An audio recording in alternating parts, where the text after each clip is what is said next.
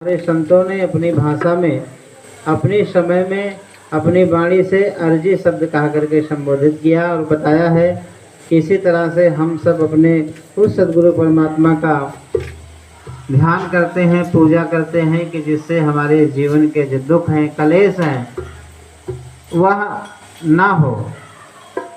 क्योंकि आज का इस समय का जो माहौल है, समय का जो परिवेश है, एक क्षण में, एक पल में आदमी को कब क्या हो जा रहा है कुछ पता नहीं है। आजकल हार्ट अटैक की बीमारी बहुत अधिक हो गई है, क्योंकि ऐसे ऐसे लोग जो 40-45 के उम्र में जाते जाते 50 के उम्र में अचानक जाना, और जब डॉक्टर उसकी जांच पड़ताल करते हैं तो क्या लगता है पता कि इनको हार्ट अटैक हो गया।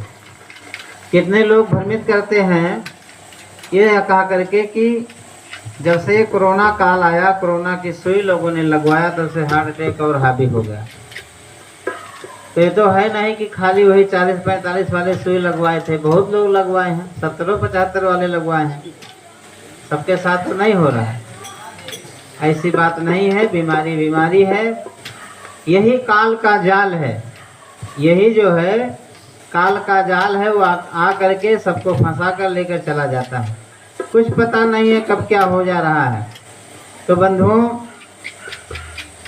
इसमें सबसे बड़ा जो है हमारे संतों ने जो खोज किया है, संत महात्मा जो होते हैं बहुत बड़े वैज्ञानिक होते हैं, बहुत बड़े डॉक्टर होते हैं।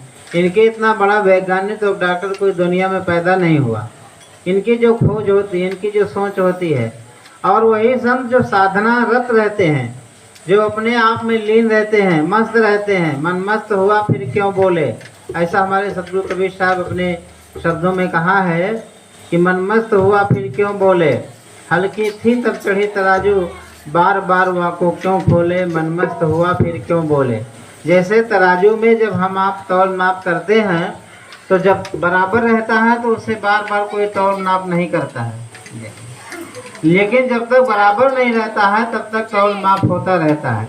तो इसलिए साहब कहते हैं कि जब वह परम तत्व की जब आराधना करोगे, उस सतपुरुष परमात्मा की आराधना वंदना करोगे, तो आप जो अपने में कमी महसूस करते हैं, जिसको बाहर खोजते हैं, वह बाहर खोजने का विषय है ही नहीं।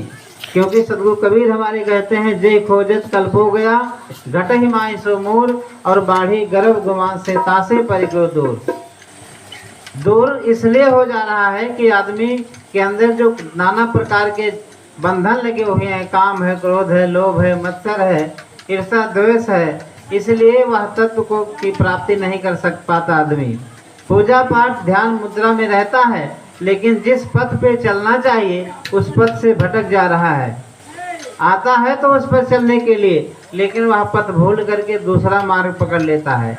तो ठीक इसी प्रकार से जैसे हमें जाना है, मान लीजिए खलीलाबाद, और खलीलाबाद जाने के लिए चाहे जितना हर्जा करो, चाहे जितना खर्चा करो, लेकिन खलीलाबाद की तरफ जो सड़क जा रही है, मोहली होते हुए या धनघटा होते हुए, नाथनगर, मुखलिसपुर होते हुए, उधर ना जा करके आप बिहार की तरफ घूम जाए तो क्या खलीलाबाद पहुंचेंगे?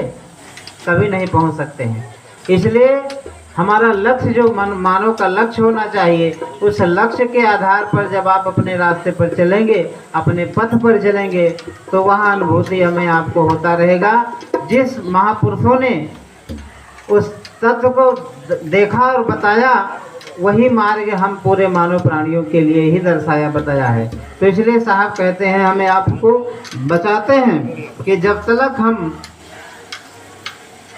अपने जीवन में अंतर्मुखी नहीं होंगे, तब तक उस काल के जाल से बच नहीं सकते हैं। उसका इतना बड़ा पंजा है, इतना बड़ा हथियार है कि आप उससे बच नहीं सकते हैं। फिर उसे 84 खाने में भटकना पड़ेगा, नाना दुख भोगना पड़ेगा। यही मानव जीवन का सबसे बड़ा दुख है और कलेश है। तो बंधुओं, हमें सबको चिंतन करना चाहिए, मनन करना चाहिए। आइए, खास करके आज का यह जो उत्सव है, हमारे